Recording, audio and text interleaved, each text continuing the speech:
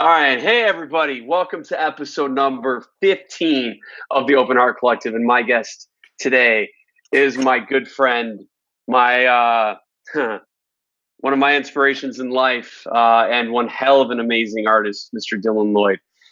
Dylan, welcome to the Open Heart Collective. Now, Thanks, Dylan and bro. I have known each other for a very long time, like 7 years, 5 years, 5 years. I'm not quite sure. Yeah, it's been quite a while. Through social media, it's been about 5 years. We've been working together for 2 to 3 years now. And so I don't know, you've always been an inspiration to me. Now, for those of you who are listening to this after the fact or watching it after the fact or interacting live, I know the viewers will kind of trickle in throughout. Introduce yourself for those who don't know who you are. Yeah, sure. I have a long career of being a songwriter from Chicago. I signed a club deal back in 2009 that changed my life. And ever since then, my career has just been on an upward trajectory, and I've just been really thankful for that. I've centered my career now around uh, reaching to fans on a much more interpersonal level than normally artists would do. And it is the cornerstone of what I am, what I do, music, and I just think about reaching out to every individual person. Music and yeah, I mean, meeting you has really changed my life because not only have we become friends, but we've become great colleagues and great partners in my musical career. And Right. really, not a lot of people I trust with my career. Other than you, like not Right. a lot I really trust. So, thanks again for having me on here, bro. Absolutely. So, for those, if you've just tuned in and you've never caught an episode of this before, this Open Heart Collective, this has become a personal mission of mine because we don't talk about mental health enough, and we surely don't talk about mental health enough in the music space, in being an entrepreneur and being a creative, in generally just being a human being. We're not talking about it enough. We've become this culture of reacting to mental health. We've become this culture of reacting to the human condition rather than actually being proactive about it, which is really interesting because we're in this mindset in every other thing that we do that we got to be hustling, we've got to be proactive, we've got to do shit. But yet we're not doing it when it comes to our own mind and the mental health of our community as a whole. Sure. So it's like, I wonder why that's been the case. Like, and I know because it's like a lot of what this is scary. Mental health is not glamorous. It's not fun to talk about. It's really dark. And that's a problem for a lot of people, right? Because it's like, oh, hey, we don't want to show weakness. Like, weakness is bad. Like, weakness kind of sucks, right? We don't want to be vulnerable because when we're vulnerable, we're broken. We don't want to do all of these various things around mental health because of stigma around it. I mean, and one of the main reasons why I wanted to have you on the show, outside of the fact that you're an amazing human being and a great friend, is that you've been through hell the last 12 months. And it's painful what you've gone through. And I know that just feeling it, being your friend and interacting with you on a personal level. But like, it's not a good feeling. Like, this sucks to have to do. So like, what's like, how has this affected you? Let's talk about that.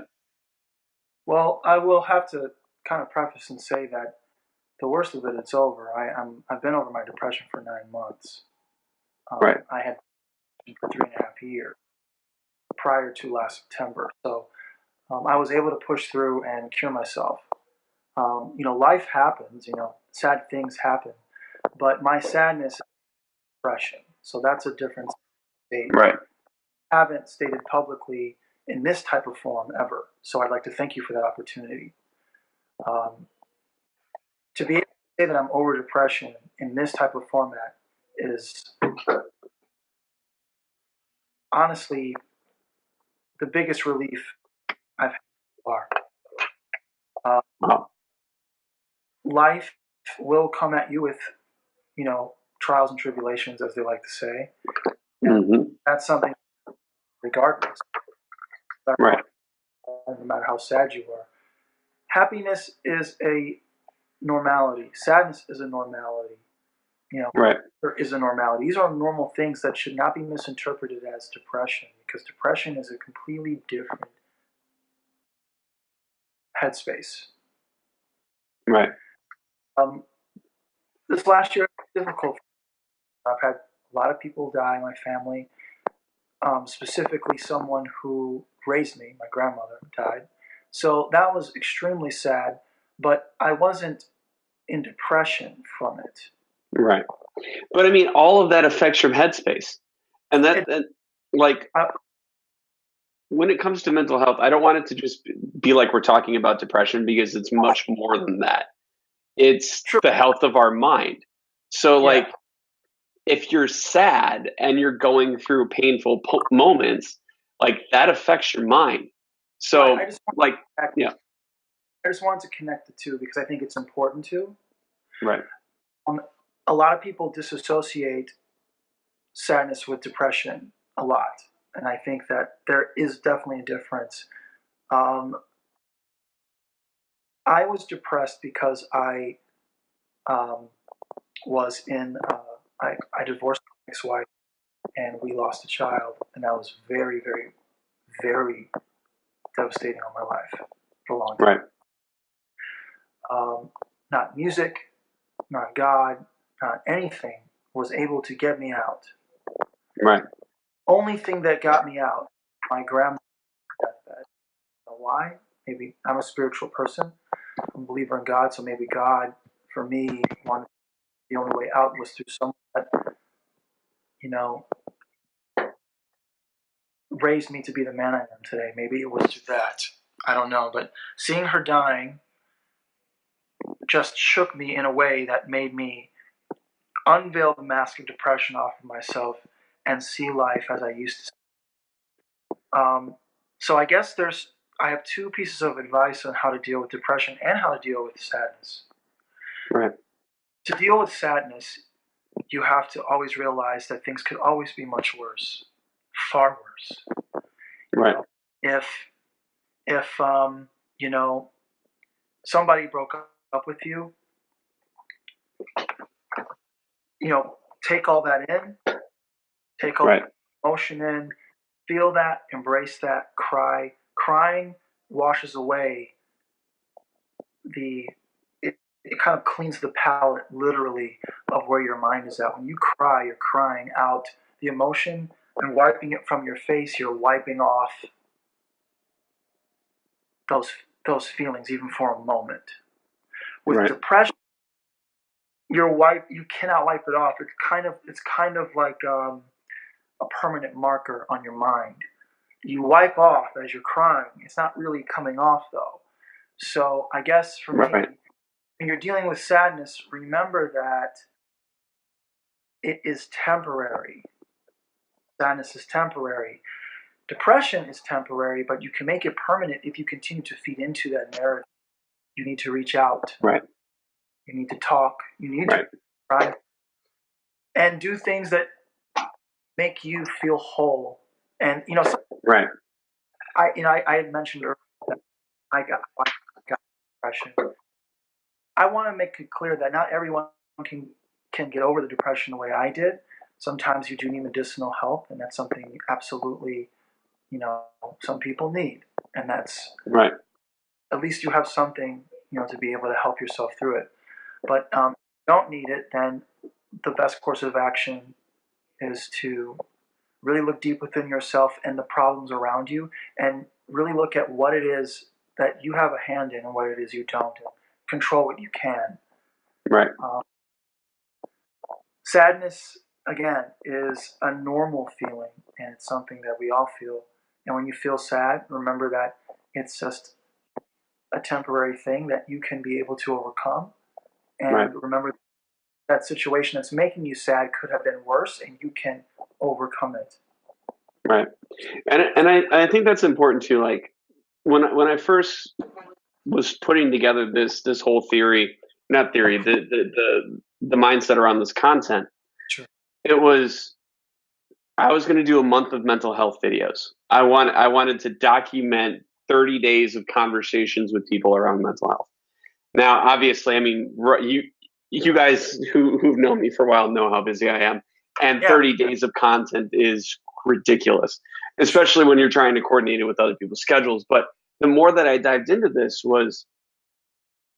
I noticed there was a lot of issues. Like there were a lot more people with a lot more stories than 1 month of content would allow. And now, I mean, this has been going since March, and it's going to continue to progress. And it's amazing when I have people that I'm close to on the show, because there's a lot of this that I knew, but I also everybody reacts and handles it differently. So it's Sure. and it fits the mission of this particular content. And the mission of this content is my story doesn't always can't resonate with everyone, but your story will help someone else, will touch someone, or will resonate with someone else. And that is a great thing, because that's what makes this whole social media thing. That's what makes your ability, your talent as a musician and songwriter to connect with other human beings so much more valuable. Sure. Like otherwise, I mean, we're just floating along, and I don't know about you guys, but I fucking hate floating. Like I want to go. I don't want to feel like I'm being held back by thoughts, let alone like my own mind. Because, and I mean, you get this all the time, and I know you do because you and I've talked about this privately. Like you get people connecting with you and saying, "Hey, I'm struggling with this," and that's a burden. Let me paraphrase. It is a burden, but it's a burden that people like you and myself are willing to bear. Absolutely. Because I mean, it's in our DNA that we have to help people. And this is one of those types of moments where you can really connect with a new audience. You can connect with further and more humanly connect with your own audience, because, yeah, I'm a human being too. Like I've struggled, like I'm fighting this just like anybody else.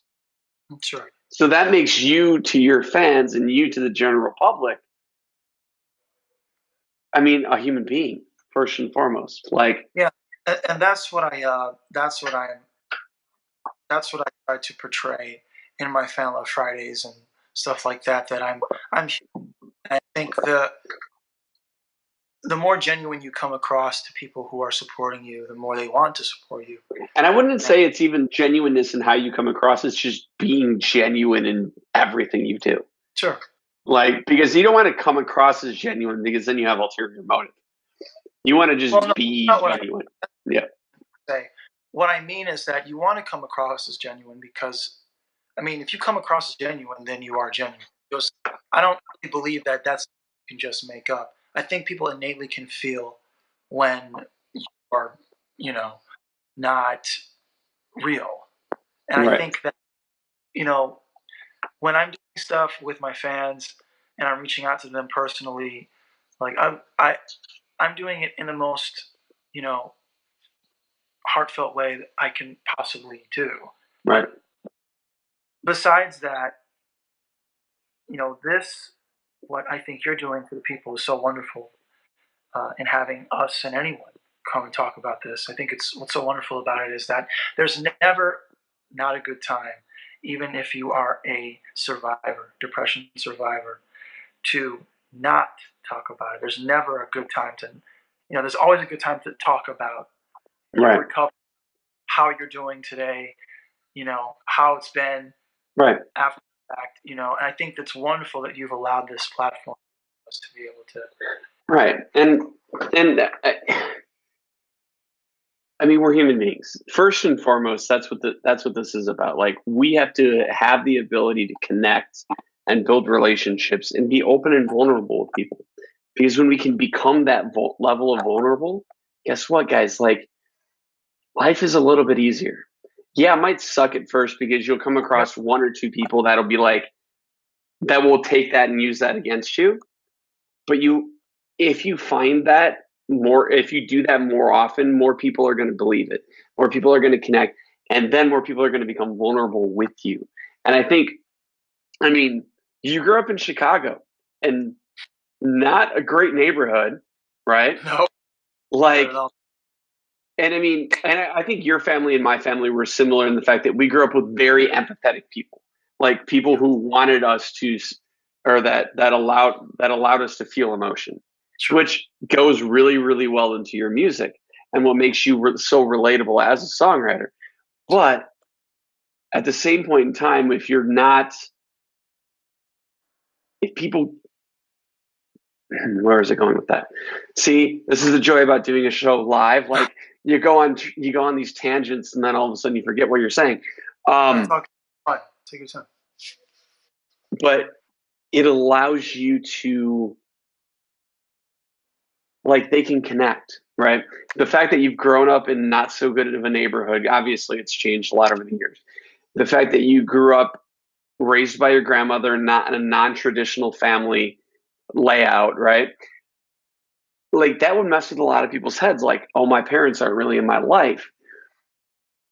But the fact of the matter is you had such love around you that it's made you who you are. And Yeah. I know that. Like, I never met your grandmother, and I wish I had. Sorry. But like, I can see that. And I think a lot of people who are watching this, or even your fans, may not have had that upbringing, may have had the shitty neighborhood they grew up in, but also shitty family. And that's really put them as human beings into a different mind state. And that sucks. Like, when you've had those fans reach out to you, and I know you've had them because I've had them too, like I have. that are struggling, what do you do? I have a story actually about a fan that reached out. It was a song that I had written on my Aria record named Fade to Shine. That was the name of the song. And this particular fan um, had messaged me, and I'll never forget this. And she told it to me when I met her on my Family Friday tour. She told me in person. Um, she told me that she had been in such dark depression that there were many nights she was on the verge. And Mm-hmm. every time she was on the verge, she would listen to this song from my Aria record. It was called Fade to Shine. And it was funny that she mentioned that song because nowhere in that song do I give a direct indication of what it was about. The ambiguity of the Right. song, the ambiguity of the song never portrayed it being as a focal point of depression, which is what it was Right. about at the Hmm. time. I wrote the entire record about my my dead Right. child. But that particular song was about the depression and moving forward with it, but in a forward moving progress. Either way, she had felt that and related to it and saved her life to the point where it was able to get her up out of bed and to her auditions. She is an actress. She made the audition and made the role that she was looking for on NBC. So I won't go beyond that, what role she made, because Right. out there. But this particular fan, when I met her on the Family Friday tour, she thanked me and told me about that. And that changed my life in a way that made me realize that I don't care about quality. I don't care about, meaning sonic quality. I don't care about who's releasing it. I don't care about any of that stuff. But is the song I'm writing when I'm in the room alone, is it going to be? I'm concerned about, is this song Right. going to change somebody's life? Is this song going to save somebody's life? We can release it however many years from now, but when it's released, is it going to impact somebody the way it impacted this person here? Right. So my fans are definitely impacted, and I'm cognizant of that, and that's why I try to be as I can in my songwriting so that they can feel that honesty, and then Right. impose that on their life in the situation. Right. And this is, I mean, and you've heard me talk about this, and those of you who've paid attention over these last now 15 episodes. Congratulations. You've heard, thanks. You've heard me say this, like, music can change people. Yeah. And I mean, you just heard an instance where it literally saved somebody's life. Yeah. It's happened to me. Like, and you told me this. I think you told me this. Actually. Right. And I mean, and I went into this on one of the last episodes, so I'm not going to go back into it. But yeah,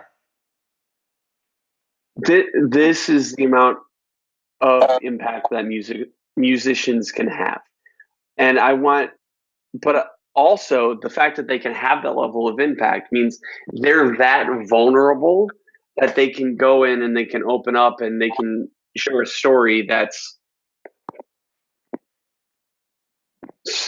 could be so much pain around that story for them, but they know that is going to help someone else. Yeah. And that's why I know that if we in the music community can openly talk about our own mindset and our own mental health more, we have the ability to leave a larger impact for those people who we create the music for. Sure. And I think that I should say to that effect that, even though I'm over depression, there are still sadnesses that I deal with. I'm sad. Oh, absolutely. I'm sad that I don't have my grandmother anymore. Right. Every day I think about her. I don't have her, and I don't have my other grandmother. I lost her. And there's not a day that I don't think about, my grandmother. There's not one. Right. But that doesn't always have to be sadness, though, either. So, I mean, if you're right, mine is happiness. Like, she sits in the, I can never get the frickin' pointing right, but over my shoulder there, you can see, I mean, she's in a frame. Like, she sits in this office all the time. Yeah, and it's like, ladies and gentlemen, if you're watching this and you are struggling, like, reach out. And I will continue to say this every single episode because we just need to allow ourselves to be vulnerable. We need to allow ourselves to open up because we can't bottle it all in. When we bottle it all in, bad things happen. And I know that because I do it still. Yeah, it's you want to cry because it relieves the pressure because you'll burst. You'll burst if you don't. Right. That's what it's about. And I mean, and I think one of the things that we all can do that will really help that is stop being so judgmental, right? Like, social media has given us this little bit of false bravado in the fact that we can judge people, whether it be silently or publicly, and there's no ramifications for that. But unfortunately, there are. And when you do that to people, especially the young people right now, like, which is most of your target demographic, right? Like, they are so susceptible to that.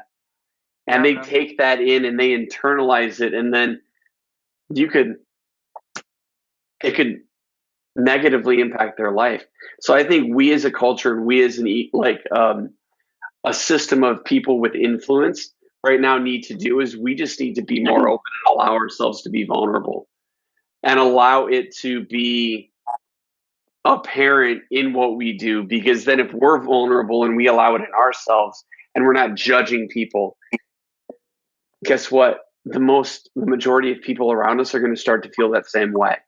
And then that person that's been struggling with depression for 10 years, that hasn't really been knowing how to fight it, has been maybe seeing a therapist once a month, goes and changes their life because now they have a platform, they have a voice, and their voice can be heard. And when their voice can be heard, they feel like they're being listened to. And when they feel like they're being listened to, their feelings and emotions are validated. And when their feelings and emotions are validated, guess what? They feel like a human fucking being. And for sure, that's what needs to happen. So I put this out there in every episode. This is how attainable I am to you, ladies and gentlemen. My literal cell phone number is in the profile on my Instagram page. You can literally call me.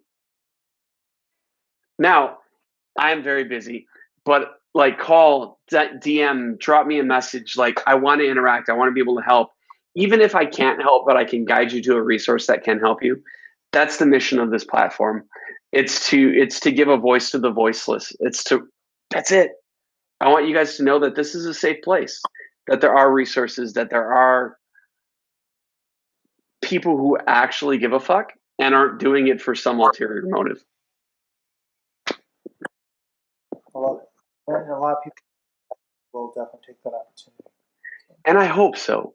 And I want this to spread. Like, this is not just me and my guests sitting in front of it talking, hoping you guys listen.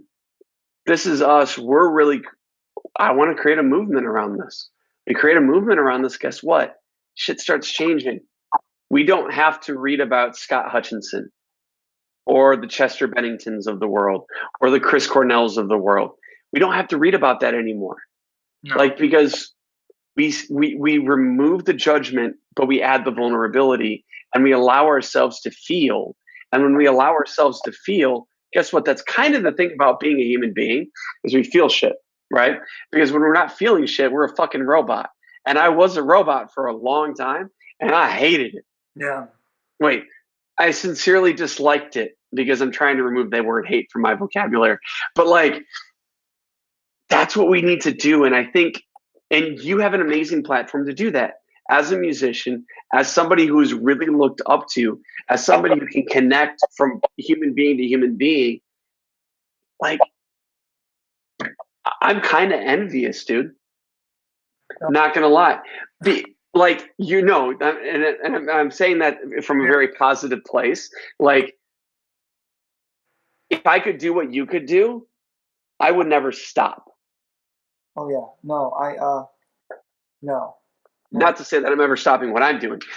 Just Yeah, I feel you completely. I think you know, to conclude from my perspective, um, you know, I think honesty in all facets of life is the best policy. right. Honest with people you do know and you don't know who ask you questions. Honest with yourself. Honest with yourself, absolutely. And honest with everything and everyone, including yourself, and to God, and to whoever it is you answer to beyond yourself. Because the more that you can be honest about the situation you're in, you will relieve the pressure and tension of trying to hurt yourself. And the more vulnerability, the more safer you become, which is kind of an interesting concept. People feel that shielding themselves more makes them Protected. less susceptible to hurt. It makes them more susceptible because it's as if you're boxing in toxicity. Mm-hmm. You're in the box, but you're putting up metallic doors and walls, and you're closing yourself in this box, and there is no windows and there are no doors. You're inside this toxicity of your environment and of your mind. And if you don't allow people to know where you are or how to get in, you are with this depressive state, with this, people can help you. Right. People can just be honest with yourself. Be honest and say, hey, I'm stuck in here. Right. Get me out. And then I'm going to get you out. Right. And then, I mean, I just, and this is more selfish, I just don't want to read about anybody losing. Like, I want so badly everybody to win. And that's in life as a whole. I don't care what you do as far as business goes or your job or anything. I just want you to win as a human being. I want you to be happy. Like, because this is the one thing that we're not as a species right now, is we're not allowing ourselves to be happy. Or if we are being happy, we're selfish with it. Like, share the fact that you're happy because it's a good thing. People want to see it. Like, yeah. And I compare this because it's Tuesday, right? So let's talk about transformations real quick. And I know you have a story about that, but I want to share mine. And I think I said this a couple episodes ago, but we'll rehash it. 7 years ago, 8 years ago, I was the worst I've ever been. I was the heaviest I'd ever been in weight. I was an alcoholic. I was addicted to nicotine. I was generally not a happy person, and I never, repeat, never smile. Ever. All the time. Like now fast forward 7-8 years in, like a lot has changed, but that's because I put intentional focus into allowing it to change. Like if it doesn't make me happy, I'm not doing it. Like I struggle with this, like, and this is an open admission of guilt. I struggle with having the hard conversations. Yeah. Which is odd in a paradigm shift to this conversation, because this conversation is nothing but hard conversation. But I don't like hurting people, and that's my flaw. Like we talked about this yesterday. And like, but as far as transformations go, like you gotta allow yourself to change. Yeah. Like, and I mean, and I know I've seen a transformation in you just in the last couple of years that we've been working together. Like, yeah, thank you, because that's good. I was in the depression when we first. right? I know. I could tell, but it's like if we allow ourselves to change and not change, if we allow ourselves to transform, things get better, right? If you're in a bad circumstance, it doesn't mean you're permanently in a bad circumstance. Oh, If you're struggling with determining what your passion is, fucking try shit out. sure. Right? Like I'm not in, like I have guitars over there. Like you guys have seen it. I've gotten a lot of messages from you guys saying, "Oh, do you play?" I'm like, "No, I don't play anymore because I got people like you that do that for me, so that I don't have to." But like, we just have to, as human beings, just allow ourselves to grow, allow ourselves to transform, allow ourselves to be happy and fuck like the outside world a little bit. And more to the point, don't hold so much on yourself. And this is the other thing that you and I talked about that I know both of us face. We do a lot, so therefore we carry a lot on our back. But then when shit doesn't get done in the timeline that we don't like, we take it out on ourselves. Yeah, and that sucks.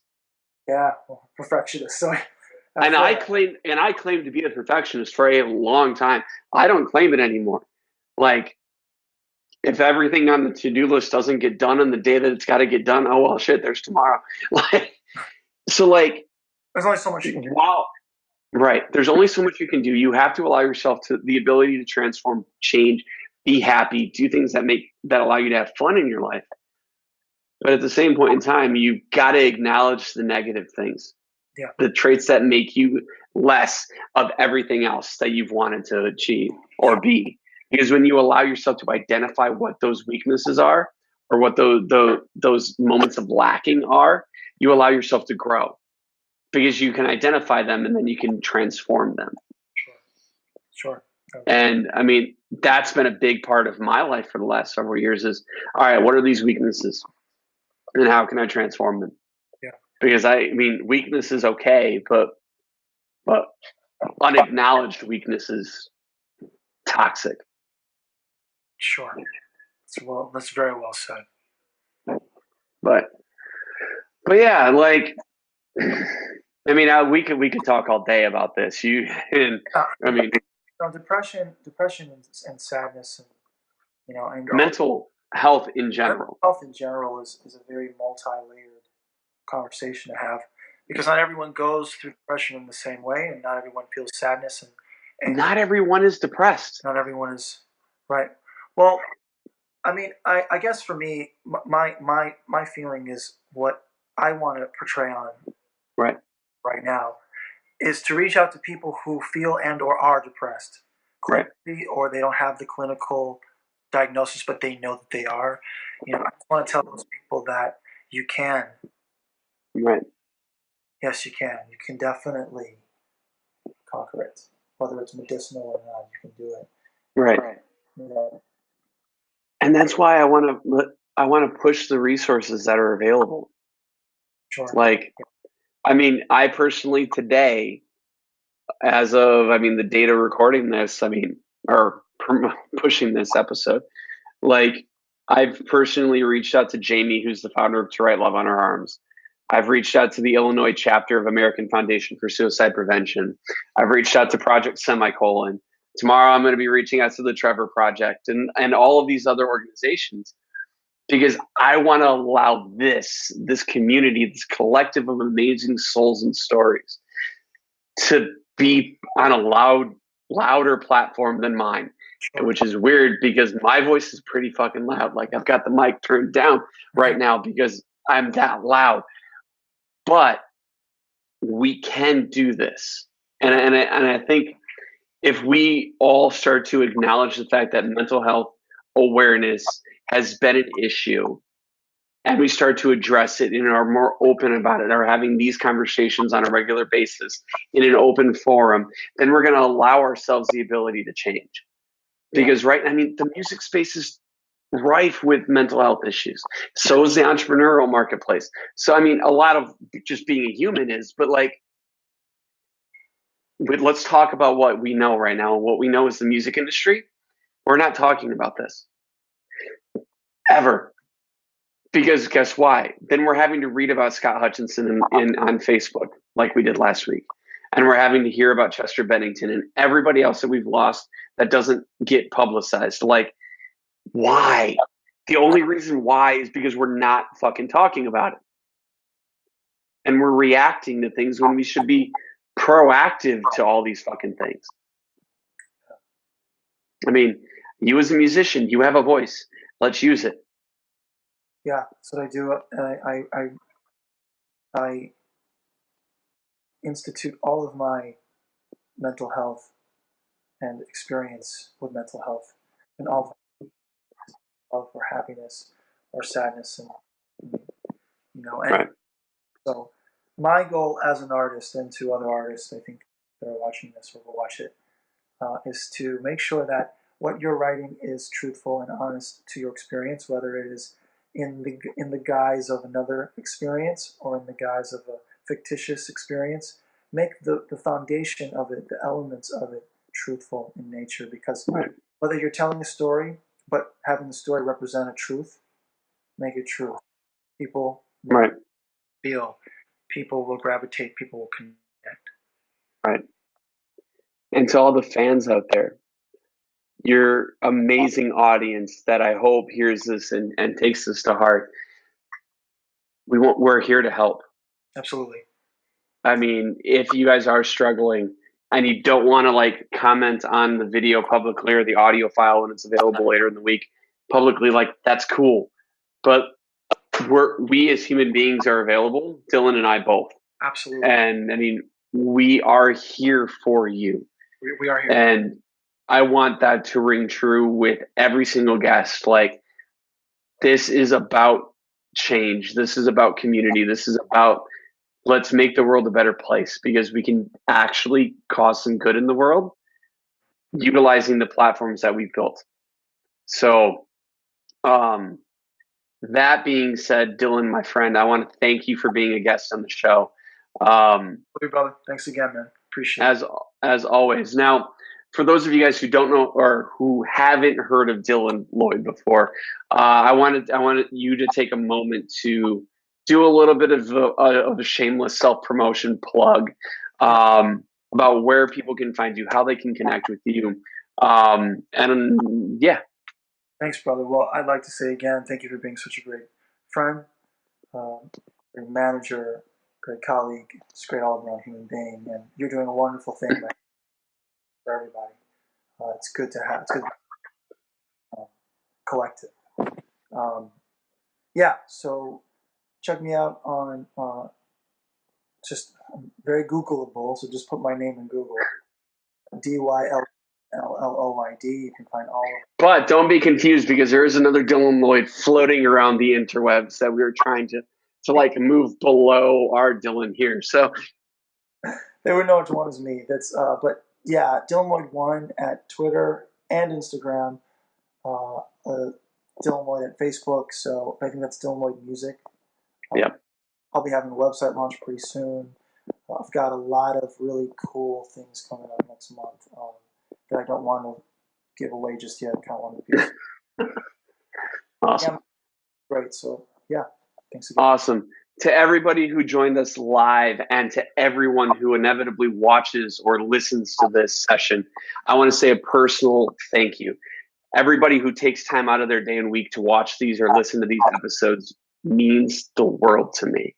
Because when we can start doing this and doing it louder and more frequently, we can create change in the world. And that's my mission with this platform and this program. So as I end every single video or every single session of this and every other vlog and every other video that I do, I want to say these following phrases. I want them to ring true with each and every one of you, because when they do, I think your world starts to change.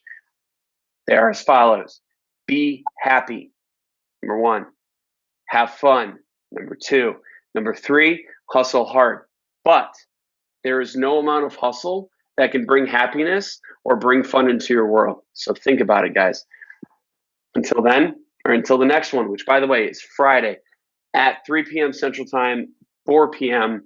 Eastern Standard Time. My guest will be educator, musician, and yoga instructor, Jess Crutchfield. I'm really looking forward to this episode. It's going to be amazing.